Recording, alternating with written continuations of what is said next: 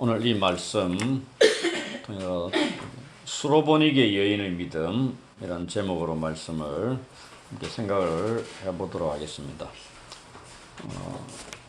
그런데 오늘 이 본문 제목을 제가 개들을 위한 부스러기라고 추가적으로 또 생각을 해봤습니다. 제목이 개들을 위한 부스러기라고 정해보고 또 이 제목을 통해서 이 본문을 한번 살펴보도록 하겠습니다. 오늘은 본문 짧고 그렇지만은 조금 다른 각도에서 말씀을 전하도록 하겠습니다. 하나하나 자세하게 말씀을 드리기보담도 무엇을 기준으로 제가 말씀을 드리려고 하냐면은 오늘 본문에 상황이 설정이 되어 있습니다. 이방 여자가 더러운 귀신 들린 딸의 치유를 예수님께 요청을 하는 거죠. 예수님의 소문을 듣고 온 겁니다. 그리고 예수님께서 이 여자의 더러운 귀신 들린 딸을 치유하십니다. 깨끗하게 해주신다. 는 것을 우리가 보게 됩니다. 대화를 통해 가지고. 그러면 오늘 본문에는 믿음이라는 용어가 등장을 안 하죠. 믿음이 없습니다. 믿음의 고백을 했음에도 불구하고 마가복음에는 믿음이라는 용어가 등장을 안 합니다. 그런데 이 여인의 행위는 믿음의 행위죠. 이 여인의 믿음이 어떠한 것인가를 이제 살펴보는 거죠.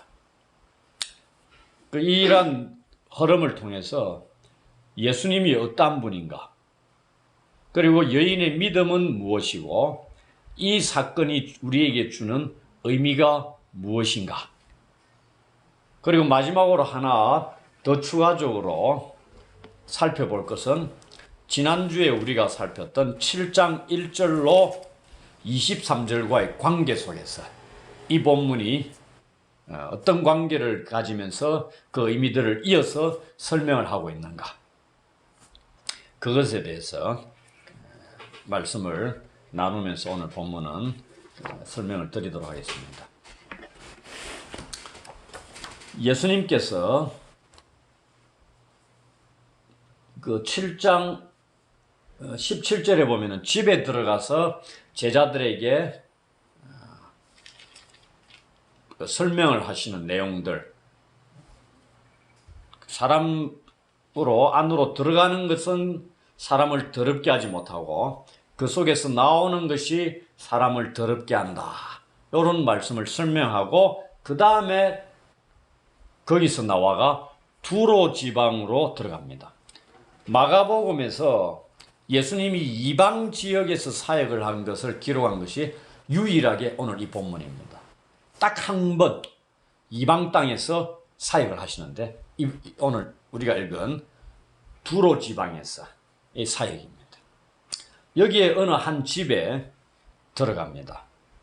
성경에는 마가복음을 보더라도 집에서 예수님이 사역을 하신 기록들이 다양하게 나타납니다. 이 두로 지방은 요세푸스라는 역사가가 뭐라고 묘사를 하고 있냐면은 악명 높은 우리의 철천지 원수로 묘사하고 있는 자들이 거주하며 사는 이방 지역이다, 이렇게 표현하고 있습니다. 유대인들에게 악명 높은 철천지 원수들이다, 이렇게 묘사를 합니다. 무슨 관계인지 대충 알겠죠? 여기에 예수님이 가셨다는 얘기입니다. 아무도 모르게 하기 위해서 한 집에 들어가서 숨어 지냈다, 숨으셨다, 이렇게 되는데 숨길 수 없다, 이래 돼버린 겁니다. 왜 아무도 모르게 하시려고 했을까? 설명이 안 돼 있습니다. 잘 모르죠, 우리는. 그러나 일반적인 신학자들이 설명하는 이런 것보다는 저는 성경 마가복음뿐만이 아니고 다른 복음서나 이런 것을 통해 가지고 예수님이 어떠한 지역으로 이동하시는 경우 의미 없이 이동한 경우가 없다. 반드시 뭔가 의미가 있는데 예수님께서 하나님의 아들로 오셔서 세워라 내워라 허비하면서 지내시는 분이 아니고 특히 공적인 사역 이 3년 정도의 기간에는 하루하루를 그 하나님 나라 복음을 전하는 데를 집중하셨는데 허투루 시간들을 보내겠어요? 그냥 단순히 휴식, 휴가를 보내는 차원에서 가신다. 그런 거는 부분적인 이유일 수 있겠지만은 우리는 이미 본문에서 벌어진 사건을 알고 있는 거죠. 그러면은 이런 걸 가지고 결과론적으로 우리는 역으로 생각을 얼마든지 할 수 있는 거죠. 가시는 길에 있어서는 왜 들어가시는지 모를 수 있는 거죠. 가셔가지고 뭔 일이 다 일어났어요. 그게 이제 기록되어 있는 거니까 성경에 이런 경우들이 있다는 얘기입니다. 그 예 중에 하나가 누가복음 19장입니까? 여리고로 19장이면은 예루살렘 코앞에 두고 지나가는 곳입니다. 우리가 여리고를 가봤잖아요. 여리고를 지나가면서 왜 거기로 들어갔느냐? 삭개오를 만나기 위해 들어가신 거죠. 잃은 자를 찾아 구원하기 위해 오신 예수님께서 삭개오가 예수님께 잃어버린 자였죠. 예루살렘으로 올라가면 영원히 못 만날 수 있잖아요. 사도 바울처럼 부활하신 분이 나타나셔가지고 할 수도 있지만 그런 경우는 우리가 기대하기는 어려운 거고요. 그런데 마지막 가시는 그 길 언저리에서 삭개오를 찾으러 들어가신 겁니다. 저는 이제 그렇게 생각하는 거죠. 그럼 오늘 본문에도 딱 한 번 이방 땅에 가셨는데 그냥 단순히 휴가차 가셨겠느냐? 그게 아니고 동일하게 성경에서 예수님께서 오신 목적이 잃은 자를 찾아 구원하러 오셨다. 이런 말씀을 하셨으니까 친히 여기에도 잃은 자를 찾아 구원하기 위해 그런데 여기는 무슨 땅이다? 이방 지역이라는 얘기입니다. 왜 하필이면 이방 지역에 가셔서 이 여인의 딸을 구원하시느냐? 그거는 나중에 제가 추가로 이 여인의 믿음의 행위와 맞물려서 설명을 드리도록 하겠습니다. 그런 의도로 예수님께서 들어가셨다.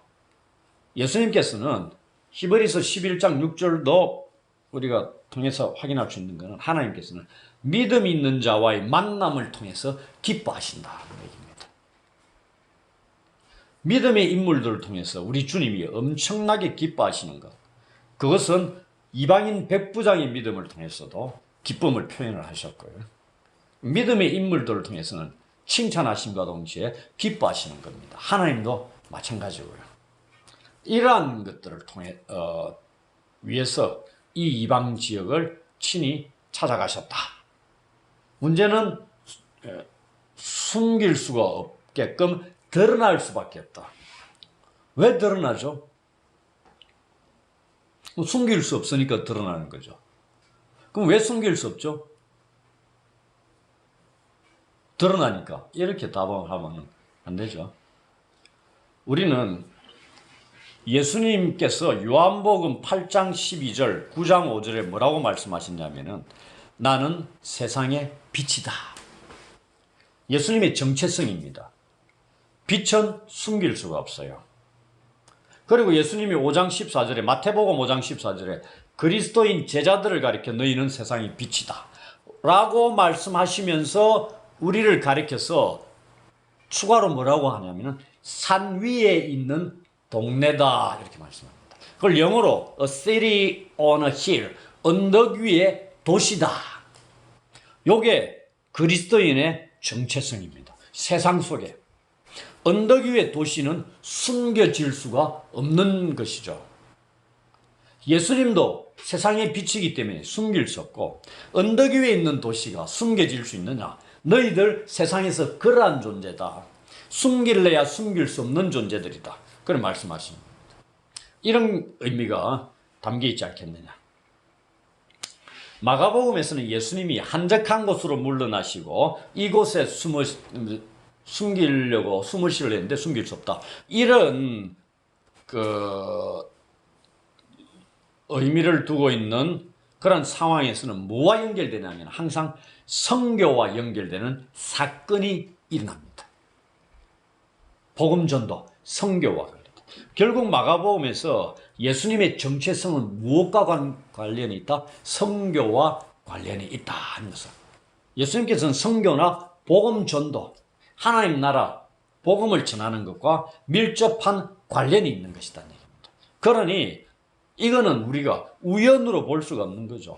이곳으로 이동하신 것, 하나님의 구원 계획 속에, 예수님의 사역 프로그램 속에 포함된 것일 수도 있다고 보아야 하지 않을까 생각을 하는 것이죠. 이제부터 25절부터 쭉 보면은 이 예수님이 맞닥뜨리게 되는 선교, 복음 전도의 상황이 딱 그려지는데요. 7장 1절로 23절과 관련 속에서 우리 한글 성경도 그렇고 영어 성경도 그렇고 무슨 이 용어가 많이 나오냐면은 일단 이 여인이 안고 있는 상황이 더러운 귀신 들린 어린 딸을 뒀다 됐습니다. 더러운 이렇게 나오죠. unclean.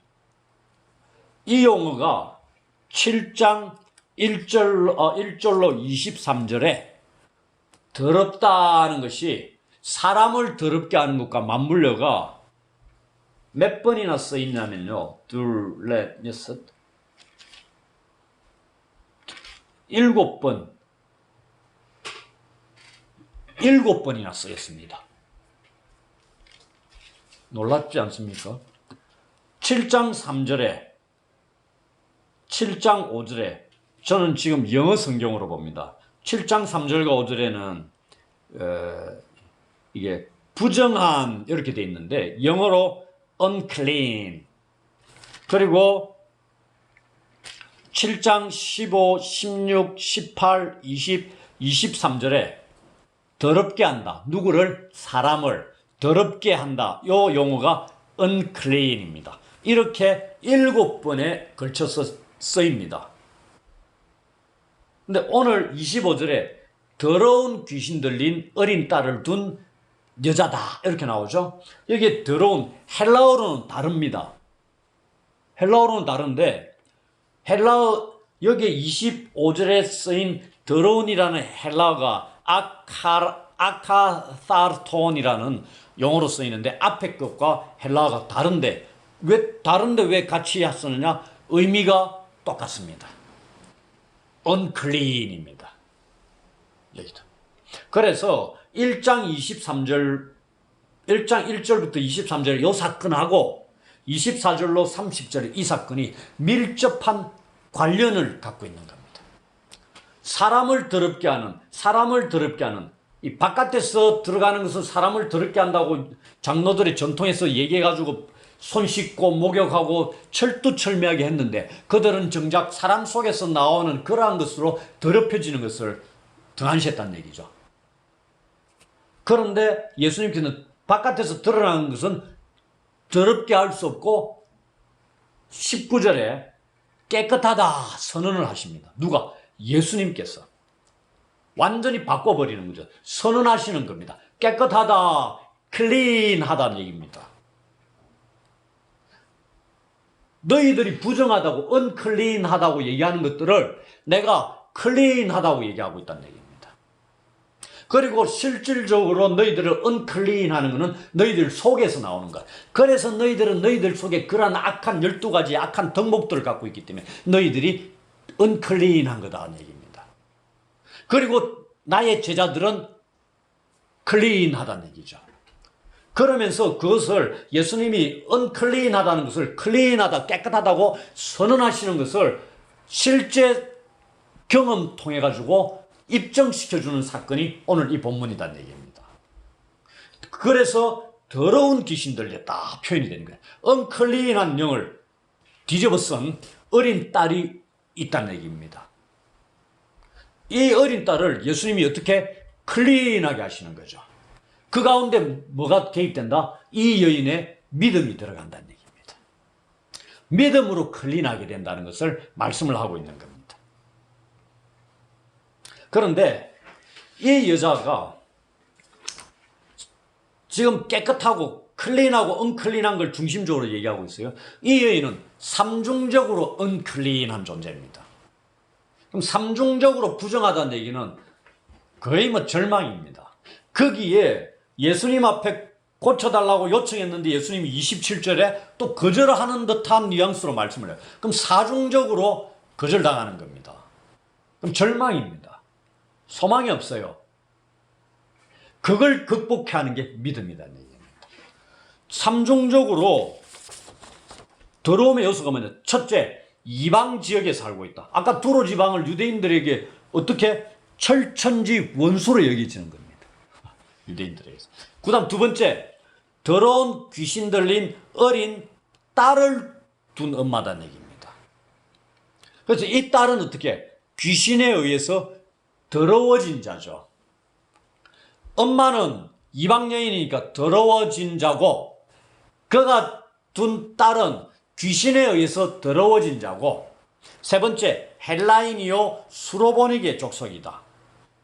헬라, 수로보니게 이방 족속은 문화적으로 종교적으로 이방인입니다. 이방인이 뭐요? 언클린한 존재들이죠. 이렇게 삼중적인 더러움의 요소를 가지고 있는 여자입니다. 그가 예수의 소문을 듣고 옵니다. 예수님 소문은 어떤 소문이겠어요? 지금이 7장 24절이니까 그 앞에서 행했던 모든 예수님의 귀신 축출과 병자 치유 사역을 다 포함할 수도 있고, 좁게는 자기 딸이 귀신 들렸으니까 예수님의 귀신 축출하는 사역으로 국한시킬 수도 있고, 그거는 뭐 생각이 나름이죠. 그러나 귀신 축출 사역도 마가복음 1장부터 5장에 걸쳐서 다양하게 있습니다. 1장 21절로 28절, 34절, 39절, 3장 11절, 5장 1절로 20절, 군대 귀신 축출. 이런 거예요. 그래서 귀신을 축출하는 사역들 많잖아요. 이 소문을 이방 지역에 사는 두로 지방에 살던 이 여인이 들었는데 마침 자기 땅에 예수께서 오셨다는 얘기입니다. 그게 뭘 얘기하겠어요? 이 여인에게 이것이 큰 희망인 거죠. 어찌 보면 마지막 희망일 수도 있고요.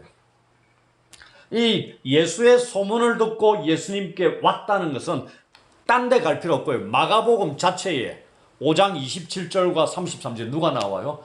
12회를 혈루증으로 앓고 있던 여인. 예수의 소문을 듣고 몰래 와서 옷자락에 손만 대므로 나음을 입었던 여인, 믿음의 행위를 가졌던 그 여인이 동일하게 행위했던 것이 똑같습니다. 예수의 소문을 듣고 와서 이 여인이 그대로 행하고 있는 겁니다. 그리고 그 발 아래 엎드려. 이게 미완료입니다. 계속적으로 요청하고 있는 자세입니다. 이 여인이 한번 해주십시오. 그 전에 땡 이게 아니고요. 계속적으로. 그만큼 이 여인이 자기 땅에 예수께서 오셨다는 걸 단 한 번의 마지막 기회로 생각할 수도 있고요. 간절함도 담겨 있고 긴급하다는 것도 담겨 있고 포함된 행위란 얘기입니다. 뭘 요구하겠어요? 딸로부터 귀신을 쫓아내달라는 걸 요청하겠지. 물질, 집, 이런 거 하겠어요? 아니죠. 소경이 와가 구한 건 뭐죠? 눈을 뜨기를 원한다. 근데 제자들은 구하는 게 다행했다는 얘기죠. 그들에게 예수님 알기를 원한 이런 게 아니고요. 자리 한 자리씩 차지하기를 원하고 이런 걸 요구한 것들. 우리가 예수님께 요청하는 것들이 무엇을 요구하는가 잘 생각해 볼 필요가 있다는 얘기입니다. 이 요청의 얘기를 듣고 예수님이 말씀하시는 거 딱 보십시오. 아무튼 예수님도 이 말씀하시는 데 있어서 대단한 기술을 갖고 계시는 분입니다. 예수님께 나아온 자의 상황과 형편에 걸맞는 대화들을 주고받으시는 겁니다. 이 여인에게 뭐라고 말씀하시냐면은 자녀로 먼저 배불리 먹게 할지니 자녀의 빵을 취하여 개들에게 던짐이 마땅치 아니하니라. 개들이라는 용어를 이 여인한테 갖다 붙이는 겁니다. 이 여인이 어떤 사람이요? 두로 지방 여인이잖아요. 그러니까 삼중적으로 부정탄 여인입니다. 부정한 여인이죠. 그러니 개들이라는 용어를 이 여인에게 갖다 붙이면서 사용하는 겁니다. 우리가 이 내용이 마태복음 15장 21절로 28절에도 나옵니다. 우리는 마가복음을 살펴보고 있으니까 마태복음 15장 24절에는요. 요 27절의 말씀을 뭐라고 말씀하냐면은 나는 이스라엘 집에 잃어버린 양 외에는 다른 데로 보내심을 받지 아니하였노라. 이런 표현 쓰시는 겁니다. 마태는 이렇게 하고 있어요. 마가는 개까지 덜먹이면서 기록을 하고 있는 겁니다. 그래서 이게 마가의 의도가 담겨 있는 그런 것으로 볼 수 있는 거죠. 그래서 이 예수님의 말씀 속에 1차적으로 뭐가 담겨 있냐면은 예수님께서 세상에 하나님으로부터 보냄받았는데 사역을 맡기셨잖아요. 하나님께서 이 하나님의 나라의 복음, 구원의 복음을 선포하기 위해서 1차적으로 이스라엘 집을 위해서 보냄받았다는 것을 알려주는 겁니다. 이 여인한테. 그러면서 먼저라는 말을 표현하잖아요. 이게 뭐예요? 시간적으로 먼저다는 얘기입니다. 두 번째 것을 배제하는 거예요? 아니잖아요. 배제하는 게 아닙니다.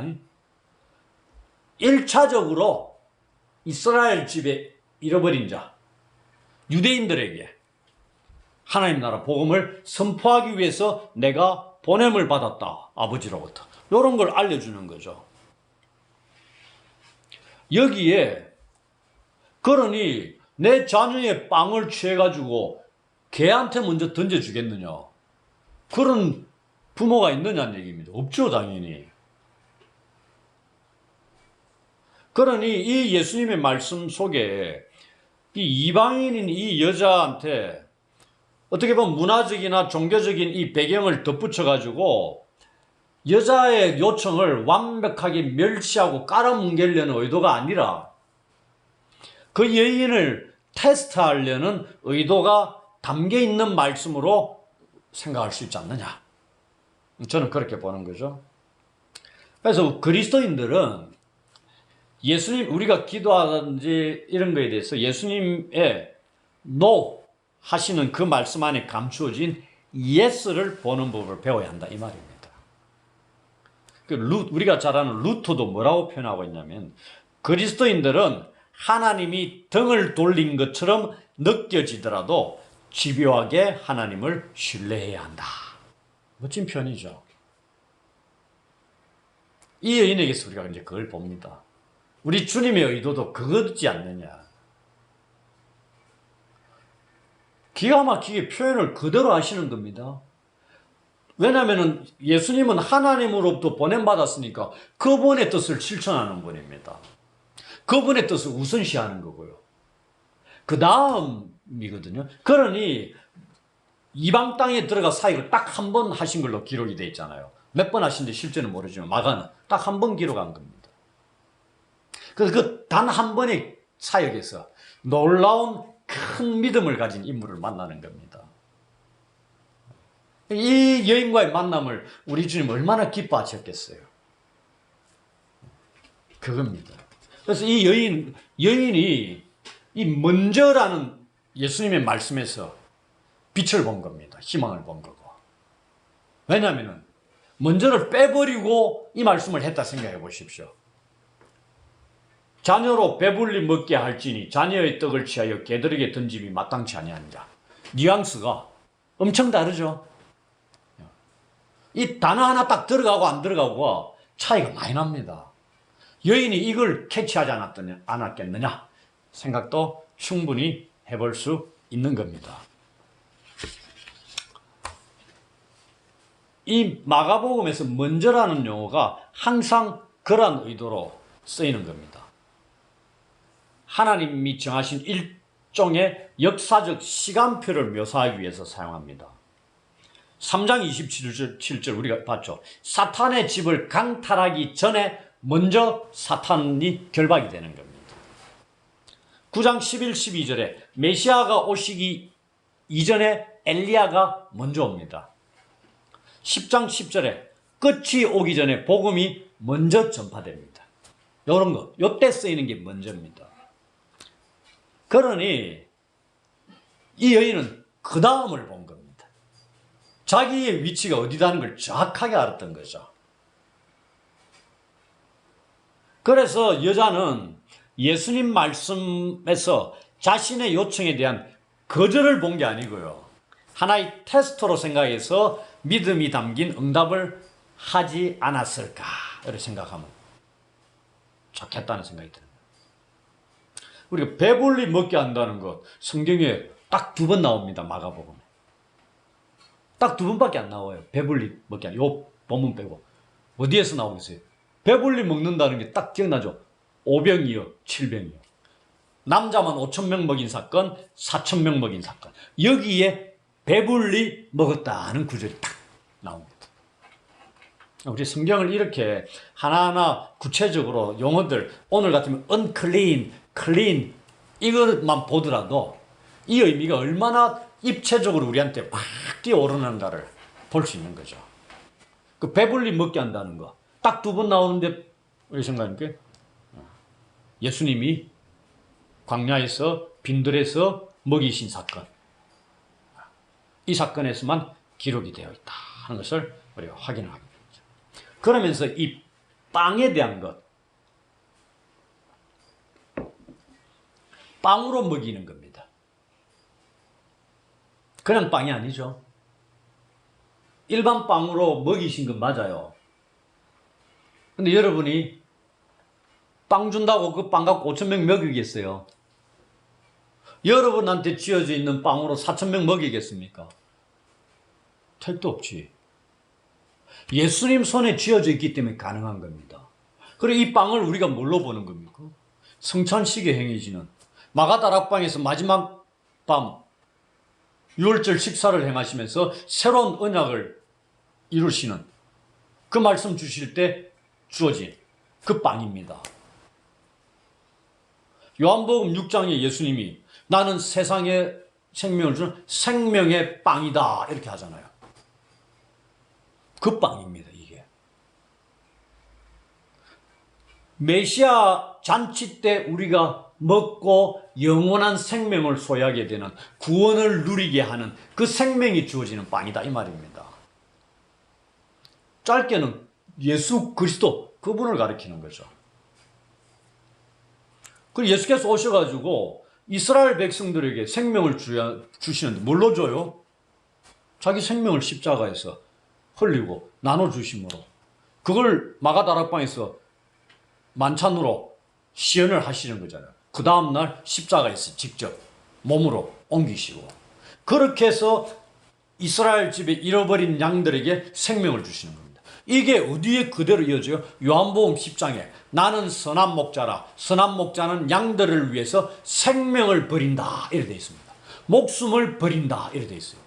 목자가 양을 위해 목숨을 버리면 그 양들 어떻게 돼요? 짐승들한테 밥이 되고 다 죽어버릴 수 있는데 요한복음에 그게 아니죠. 영원한 생명을 양에게 공급하시는 방법이 선한 목자가 목숨을 버림으로 그들에게 생명을 부여하는 것으로 이렇게 기록이 되어 있습니다. 그겁니다 이게. 이걸 다 연결해가 우리가 생각을 해볼 수 있는 겁니다.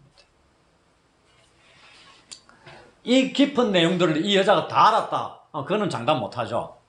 이 내용을 어떻게 다 알았겠어요? 그러나 이 여인의 믿음의 행위가 어떠한 배경하에서 나왔느냐는 우리가 조금은 설명을 해야 되지 않느냐. 그래야 이 여인의 큰 믿음이 어느 정도인가를 우리가 좀 알 수 있는 거죠. 이 예수님께서는 유대인들이 이방인들을 생각하고, 그 다음에 성경에서 성경의 시대의 개라는 거는 욕으로 쓰던 짐승입니다. 욕. 혹은 도시나 마을 밖에 살면서 쓰레기 더미, 우리가 생각하는 쓰레기 더미 막 해쳐가지고 썩은 고기 먹는 그러한 야생 동물로서의 개를 생각하는 겁니다. 예수님께서 이제 그런 의도로 그 시대에 쓰였던 용어를 가지고 사용하는 겁니다. 그런데 이 여인은 뭐라고 받아들이냐면요, 그 다음 구절에 보면 상아래 개들 이렇게 표현합니다. 집 밖의 개들 이게 아니고요. 예수님은 집 밖에서 부정한 짐승들로 생각하는 그러한 대상인 그 개를 생각하는데, 이 여인은 뭐라고? 상아래 개라고 자신을 표현합니다. 조금 바꿉니다. 그걸 어디서 봤다? 먼저라는 것을 통해서 보지 않았느냐? 그 용어를. 상아래 개는 어디요? 그 주인의 울타리 안에 있는 개입니다. 그 바깥에 있는 개가 아니고요. 그 애완동물로 자기를 이해했다는 얘기입니다. 주인이 관리하고 키우는. 그런데 한 가지 우리가 생각해 볼게요. 이 여자는 현재 셋톱박스가 꺼져 있습니다. 셋톱박스를 켜고 다시 말씀해 보세요. 이 여자는 딸에게서 더러운 귀신을 쫓아내 주십시오 하고 요청하잖아요, 예수님께. 근데 예수님은 뭐에 대해서 말씀하죠? 빵에 대해서 말씀합니다. 우리가 성경 읽을 때 이런 고민들을 하면서 읽어야 돼요. 아니, 귀신을 쫓아달라 했으면 그에 대해서 말씀하는데 빵에 대해서 말씀하고 있습니다, 예수님이. 그렇잖아요. 근데 이 말씀을 받아들이면서 여자가 기가 막힌 믿음의 표현을 또 하니까, 이 믿음의 인물들이라는 거는 그 예수님의 말씀, 하나님의 의도 속에서 그 깊은 의미들을 자기 자신이 처한 상황에 걸맞는 것으로 받아들이고 그걸 쫓아서 적절하게 하나님께서 얼마나 기뻐하시는 그런 내용으로서 말씀을 드릴 수 있고 반응을 하는 그러한 자들이 믿음의 인물들입니다. 귀신을 쫓아내달라고 하는 데서 빵에 대해서 말씀을 하고 있는데 이 여인이 정확하게 캐치하고 말씀을, 믿음의 표현을 하고 있다는 게 이제 조금 설명이 필요한 거죠. 그래서 마가복음에서 이 빵이 차지하는, 빵이란 용어가 차지하고 있는 신학적인 의미, 딱 우리가 2번 정도 배불리 먹었다는 5,000명, 4,000명 먹이신 이 사건만 가지고 생각해보자 이 말입니다. 빵과 과연 귀신을 쫓아내는 것과 무슨 연관이 있느냐. 이 예수께서 귀신 축출하고 빵을 지금 연결시키고 계시는데 여자에게 있어서 이 빵이라는 게 이 여인이 뭘로 받아들였겠느냐 이 말입니다. 1차적으로 이 빵은 자녀들에게 속한 겁니다. 맞죠? 유대인에게 속한 거다는 얘기입니다. 이 자녀와 유대인에게 속한 빵이 자기 자신의 딸에게서 더러운 귀신을 쫓아내고 깨끗하게 해주실 수 있는 그 무엇이었다는 것을 이 여인이 알았다고 생각합니다. 저는. 무슨 말인지 알겠어요? 빵은 생명을 주는 겁니다. 자녀들에게. 생명을 주는 거다는 얘기입니다. 그런데 요한복음이나 우리 성경 전체에서 빵은 영원한 생명을, 하늘의 생명을 부여하는 겁니다. 이스라엘 백성이 광야에서 먹고 죽은, 하늘에서 내려온 만나를 먹고도 죽었는데 그것보다 더 월등히 나은 먹고 죽지 아니하는 하늘의 영원한 생명을 부여하는 것이 예수님께서 말씀하는 빵입니다. 자기 자신이 친히 생명의 빵이라고 말씀을 하심과 동시에 여기서 말씀하는 그런 요소라는 얘기입니다. 그러니 귀신 들려 더러워진 자기 딸에게 이 빵이 부여가 되면 생명을 얻을 수 있고 더러운 귀신을 쫓아내고 우리 딸에게 그 생명이 주어질 수 있다. 이것을 이 여인이 생각을 한 겁니다. 그 빵이 딸에게 영향력을 미칠 수 있는 그것으로 이 여인이 인식을 하지 않았느냐. 그렇게 생각하면서 28절에 이 여인이 여자가 고백을 하는 그 내용을 살펴보면 조금 더 알 수 있을 겁니다. 여자가 예수님의 거절하는 듯한 말씀을 듣고 뭐라고 대답하냐면요. 28절에 주여 올소이다마는 상 아래 개들도 아이들이 먹던 부스러기를 먹나이다. 이렇게. 예수님의 개라는 용어를 사용하시는 이 말씀에 1차적으로 모욕감을 느꼈을 수도 있죠. 당연히 기분이 엄청 상할 수도 있고요. 그런데 우리가 예수님 입에서 사람에게 개들이라는 용어를 쓰는 것 자체가 놀라움입니다. 아니 예수님이 어찌 그런 말씀을 쓰시지? 그것이 놀랍는데 이 여인의 대답은 더 놀랍습니다. 그런 말을 듣고 제일 먼저 하는 게 뭐예요? Yes, Lord. 우리 한글에는 주여 옳습니다. 이렇게 고백한다는 얘기입니다. 이 뭔지 압니까? 이 여자는 자신이 하나님의 자녀들에게 약속된 혹은 이스라엘 집에 잃어버린 자 혹은 유대인들 본문의 자녀들에게 약속된 그 나라에서 이 여자는 아무런 지분도 없다는 것을 인정하고 있는 겁니다. 대단한 거죠. 이 주라는 칭호가 마태복음에서는요, 믿는 자들의 입에서 나오고 있습니다. 마가복음에서 주님, Lord 이 칭호는 이 여자 입에서 딱 한 번 나옵니다. 우리를 너무나 놀라게 하는 겁니다. 예수님이 두로 지방에 안 갔으면 한 번도 못 듣고 가실 뻔했죠.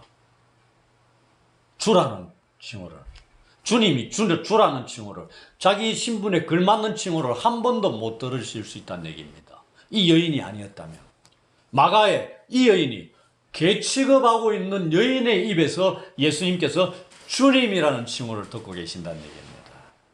이런 거 보면 우리가 감동을 잊고 전율을 느껴야 되는 건데 사실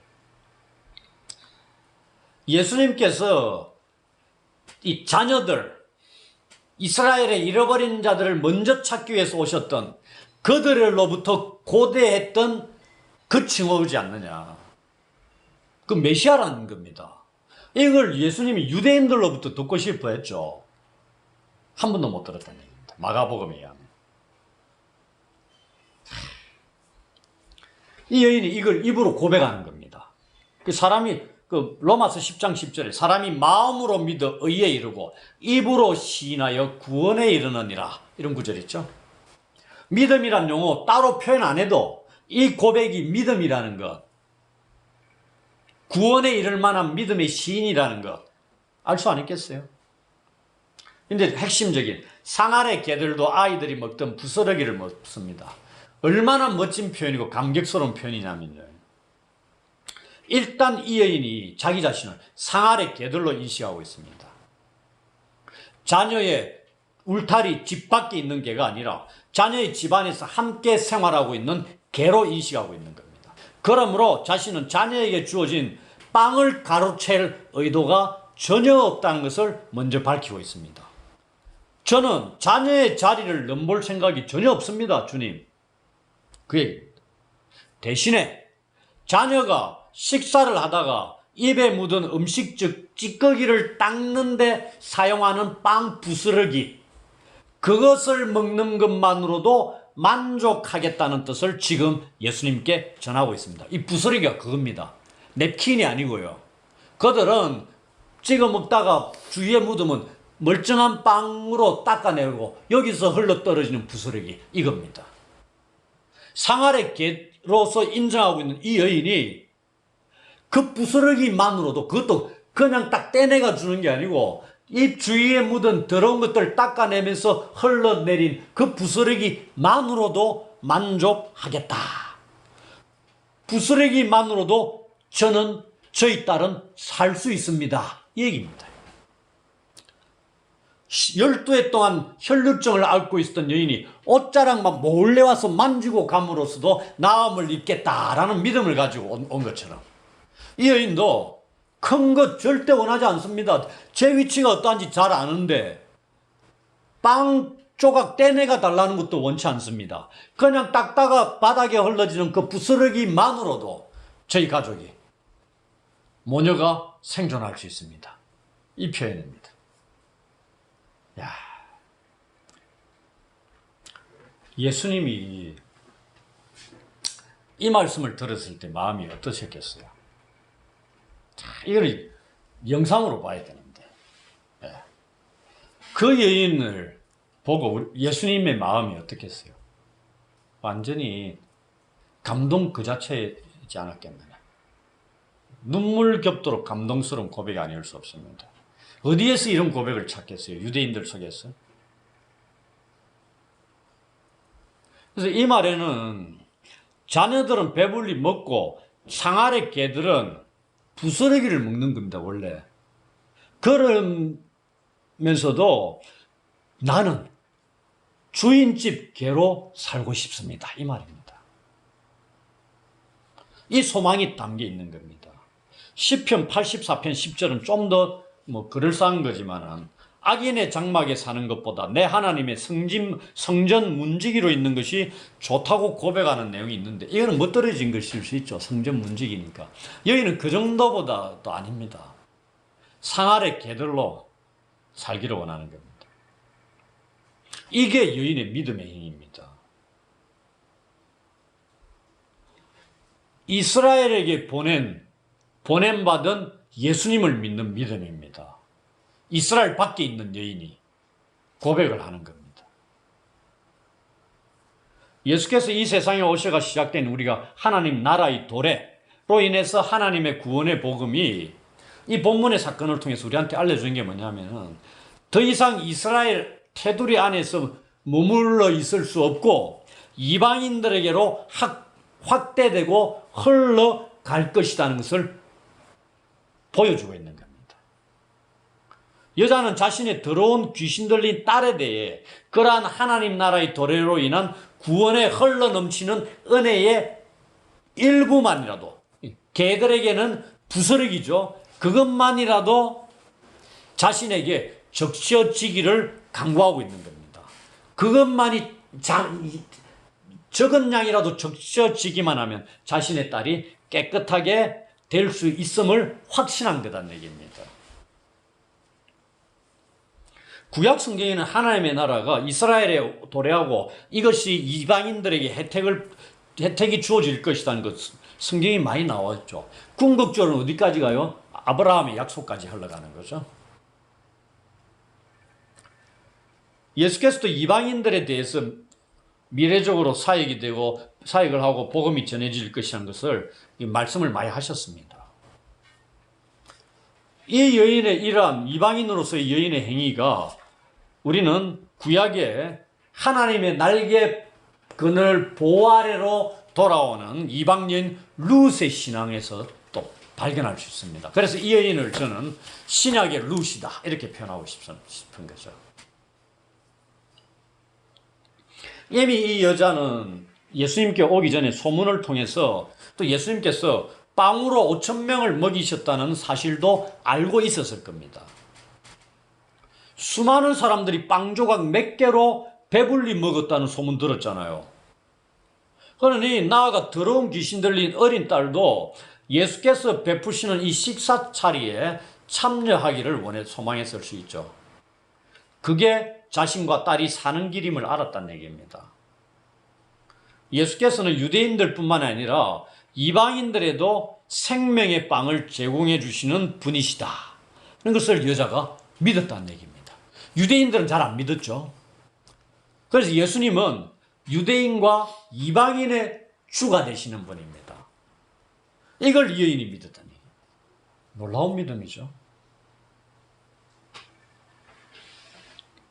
그렇지 않고서야 이런 27절의 예수님 말씀에 28절 같은 믿음의 고백을 할 수 있을 것 같아요. 그러면서 이제 이 여자가 자녀에게 제공되는 온전한 빵이 아니고 그 자녀의 상에서 떨어지는 부스러기라도 제공되는 그 자리에 상 아래 그 자리에 참여하기를 희망하고 있다는 것을 우리에게 알려주고 있는 겁니다. 그러면서 이 29절에 예수님이 선언이 나옵니다. 여자가 삼중적 더러움의 요소를 지녔다고 그랬죠. 그리고 예수님의 거절하는 듯한 개들이라고 말씀하는 그 말씀까지 더해졌습니다. 그럼에도 불구하고 믿음의 고백을 하니 예수님께서 여자의 믿음을 통해서 여자의 딸을 깨끗하다고 선언하시는 겁니다. 귀신이 내 딸에게서 나갔느니라 이렇게 표현하고 있죠. 요걸 우리는 7장 1절로 23절부터 계속되는 unclean과 clean이라는 이것 대조되는 용어를 가지고 새롭게 표현하자면은 이 귀신은 어떤 귀신이에요? 더러운 귀신이 네 딸에게서 나갔다는 표현을 어떻게 표현하게 됐어요? 네 딸이 깨끗하니라 이런 표현입니다. 네 딸이 클린해졌다. 여기 어디 나와요? 19절에 모든 음식물을 깨끗하다고 선언하는 겁니다. 이것이 이 딸에게 적용이 되고 있는 겁니다. 중간에 무엇이 개입됐다? 이 딸의 어머니의 믿음이 포함이 되어 있는 겁니다. 마태복음 15장 28절에는요. 예수님이 뭐라고 말씀하냐면은 여자야 내 믿음이 크도다 내 소원대로 되리라 이런 말씀을 해요. 마가는 믿음의 표현을 안 씁니다. 더 극적이죠. 더 멋지고. 그래서 이제 아이들이 먹던 부스러기만으로도 귀신 들린 여자의 딸이 깨끗해졌습니다. 이제 이 여자와 그녀의 딸이 더 이상 상 아래 개들이 아니라 하나님의 자녀가 된 것입니다. 할렐루야를 외쳐야 됩니다.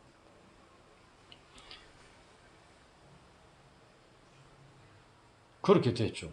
그러니 하나님의 자녀가 됐으니 그 안에 더러운 귀신이 머무를 수 있겠어요? 예수님의 이 선포와 더불어 선포를 들은 딸에게 있는 더러운 귀신이 어떻게 되겠어요?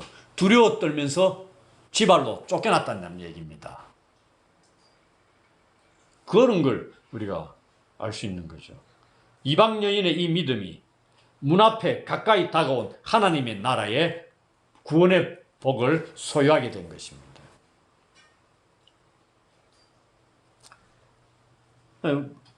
딸을 직접 만나지도 않고 손대지도 않고도 치유가 된 건데 성경에 가끔씩 나오죠. 먼 거리에서 접촉 없이 귀신을 쫓아내고 병자들을 치유하는 사건들 있습니다. 오늘 본문도 그런 예죠.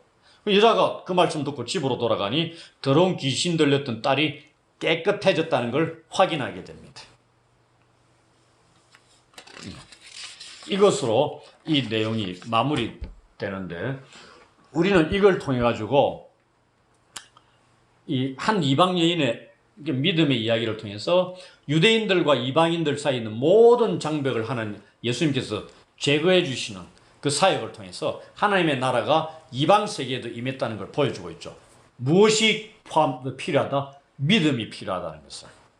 우리는 본문을 통해서 예수님이 어떠한 분인가 확인을 했죠. 여인의 믿음이 어떤가 또 알았습니다. 그리고 7장 1절로 23절의 unclean과 clean의 관계에서 이 본문도 어떤 연결고리가 있는가도 확인을 했습니다. 이런 걸 살펴보고 결론적으로 우리는 이 본문에서 우리에게 도전을 안겨다주고 또 기도 제목도 던져주는 것을 정리함으로 마무리했으면 합니다. 첫 번째 이러한 사역을 행하신 예수의 소문을 전하는 일에 힘써야 됩니다. 그들이 듣든 안 듣든 관계없이 소문을 퍼뜨려야 되는 거죠. 그 소문을 듣고 믿음이 생길 수 있는 겁니다. 아무리 지금 코로나로 인해 가지고 사람을 대면할 수 없는 상황일지라도 널리 이 소문을 퍼뜨리는 일에 힘써야 됩니다. 두 번째, 복음 전도에 그리스도인들이 하나님의 자녀들이 차별을 둬서는 안 된다는 얘기입니다. 너는 나의 아까 나왔던 철천지 원수 관계니까 배제, 제외 이런 기준을 갖고 접근하면 안 된다는 얘기죠. 이방인이든 유대인이든 관계없이 복음이 전해져야 된다는 얘기입니다. 그들에게도 필요한 것이다. 그리고 우리들에게 도전을 남겨다 주는 거는 우리가 전하는 예수의 소문을 듣고서 교회 안으로 들어오는 자들 중에 수로 보내기의 여인과 같은 믿음의 사람들이 교회로 들어올 수 있어야 됩니다. 이는 믿음을 가지고 온 겁니다. 예수님께. 이방인 백부장도 믿음을 가지고 있었죠. 혈루증 앓고 있었던 여자도 믿음을 갖고 있었죠. 우리는 교회와가 제자 훈련을 받아야만이 믿음이 생긴다 이래 생각하는데요. 천만에요. 교회에 들어오기 전에 이미 믿음을 가진 자들도 있을 수 있습니다. 무엇 때문에? 예수의 소문을 듣고 이런 자들이 교회에 몰려올 수 있어야 되죠. 어중이 떠중이가 오도 교육을 통해서 가능할 수 있지만 그 다음 마지막으로 우리도 이 여인과 같은 믿음의 사람들로 새로워져야 됩니다. 예수님의 노라는 뉘앙스를 지닌 말씀 안에서 예스를 발견할 수 있는 그러한 통찰력을 지닌 믿음의 사람들이 되어야 된다는 얘기입니다. 그래야 우리가 예수님을 감격스럽게 할 수 있는 거죠. 기쁨을 가져다 드리고요. 우리들에게서 예수님이 이러한 기쁨을 누리기를 원하는 겁니다. 수천 년 동안 인간의 죄악들을 지켜보신 분 아닙니까? 그 속에 기쁨이 뭐가 있겠어요? 찬양을 들으시면서 기뻐하실 수도 있는데 믿음의 행위들, 자기 백성들의 믿음의 행위를 보기를 얼마나 기뻐하시는 분인가? 우리가 성경을 통해서 알고 우리에게 우리가 처한 상황 속에서 걸맞는 하나님 기대하시는 그러한 믿음의 고백, 믿음의 행위들을 하는 우리가 되면서 살아가야 된다. 그걸 위해서 이 본문이 오늘도 우리에게 도전을 안겨다 주기 때문에 깊이 묵상하고 다시 한번 되새겨 보면서 그런 시간들을 가졌으면 합니다.